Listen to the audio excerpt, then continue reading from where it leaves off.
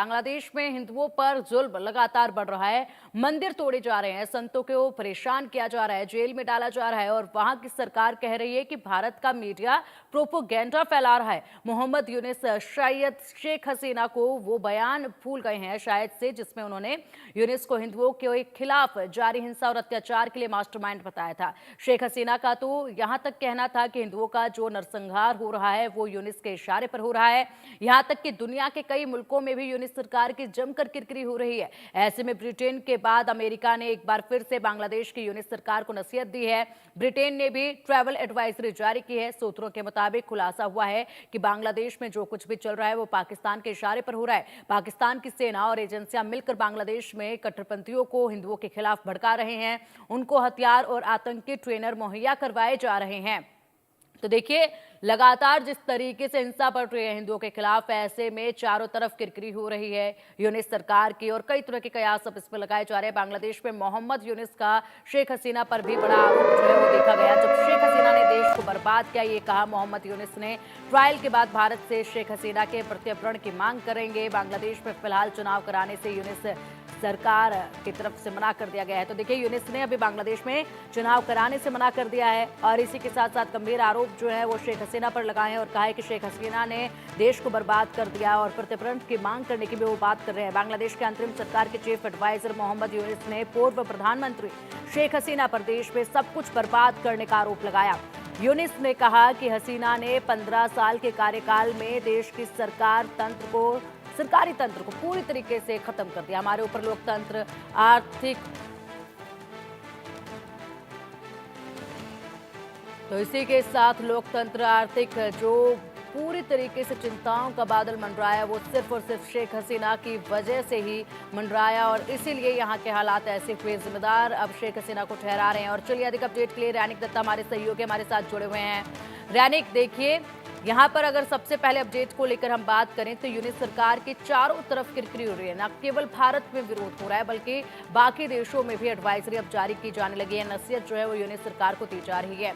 यहाँ पर एक तरफ तो यूनिस सरकार की तरफ से और बांग्लादेशियों की तरफ से कहा जा रहा है कि भारत में मीडिया प्रोपोगेंडा चला रहा है, जबकि ऐसा कुछ नहीं हो रहा है। हालांकि तस्वीरें सब कुछ बयां कर रही हैं और वहीं दूसरी तरफ ये भी सवाल उठता है कि पाकिस्तान के साथ जिस तरीके से बांग्लादेश की नजदीकियां बढ़ रही हैं, तो ऐसे में सभी के मन में ये सवाल है कि क्या पाकिस्तान अपनी शय पर ये सब कुछ करवा रहा है क्या वहां पर, क्योंकि लगातार जिस तरीके से बेखौफ वहां पर लोग भड़के हुए नजर आते हैं, दंगे करने से गुरेज नहीं करते हैं, वो तस्वीरें कुछ यही बयां कर रही हैं।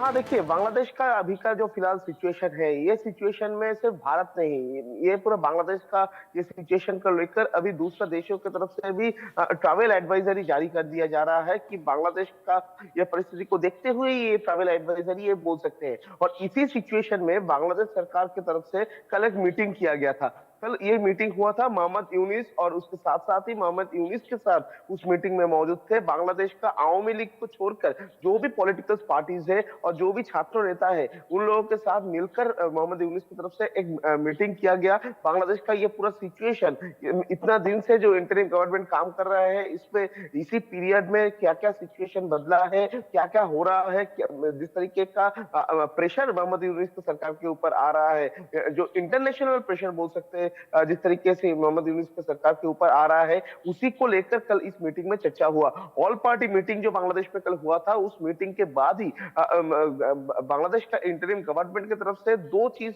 स्पष्ट किया गया है। बांग्लादेश में हिंदुओं के ऊपर हमला नहीं हो रहा है और दूसरी तरफ बांग्लादेश को लेकर भारत का मीडिया की तरफ से प्रोपागेंडा सेट किया जा रहा है और जिसका इफेक्ट बांग्लादेश में आ रहा है। ये दो बयान कल गवर्नमेंट की तरफ से दिया गया है। ऐसा ही बांग्लादेश का मीडिया का सूत्र के हवाले से खबर मिल रहा है। तो इसी सिचुएशन में एक तरफ जब बांग्लादेश में जिस तरीके का घटना घट रहा है, जिसका तस्वीर सामने आ रहा है, जो तस्वीर भारत का मीडिया की तरफ से टेलीकास्ट किया जा रहा है, जो तस्वीर बांग्लादेश का मीडिया में चलाने के लिए कोई राजी भी नहीं है बांग्लादेश के मीडिया के ऊपर भी प्रेशर आ रहा है। उसी सिचुएशन में जब भारत का मीडिया की तरफ से ये तस्वीर को सामने रखा जा रहा है, पूरा विश्व के सामने ये जो तस्वीर सामने रखा जा रहा है, उसी सिचुएशन में बांग्लादेश गवर्नमेंट की तरफ से अभी भारत के ऊपर आरोप दिया जा रहा है कि भारत का जो मीडिया है, उस मीडिया की तरफ से बांग्लादेश के खिलाफ में एक प्रोपागंडा सेट किया जा रहा है, जिस प्रोपागंडा के तहत ही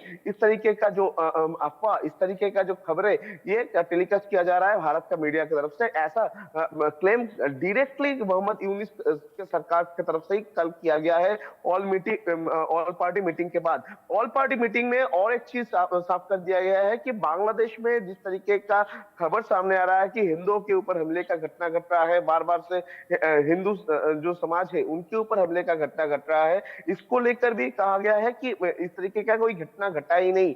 चिन्मय कृष्णदास का गिरफ्तारी के बाद जिस तरीके का घटना सामने आया था, उसी सिचुएशन में बांग्लादेश का इंटरिम गवर्नमेंट की तरफ से ये बयान किस तरीके से दिया गया, इसको लेकर ही एक बार सवाल आ रहा है, क्योंकि बांग्लादेश सरकार की तरफ से कहा जा रहा है कि हिंदुओं के ऊपर कोई हमले का घटना घटा नहीं, इस तरीके का कोई सिचुएशन ही तैयार नहीं हुआ है बांग्लादेश में, जिस सिचुएशन को लेकर हिंदू लोग या माइनॉरिटीज जो है वो उनके रैनिक, ऊपर बड़ा डर का सवाल माहौल तो बना रहा है। बिल्कुल रैनिक, देखिए जिस तरीके से कहा जा रहा है कि डर का माहौल तो बनाया ही नहीं गया, इस तरीके के हालात उत्पन्न ही नहीं हुए हैं, लेकिन यहाँ पर इस्कॉन से जितने भी लोग हैं वो बाहर निकलने से डरने लगे हैं, भगवा रंग के जो कपड़े हैं वो पहनने से डरने लगे हैं।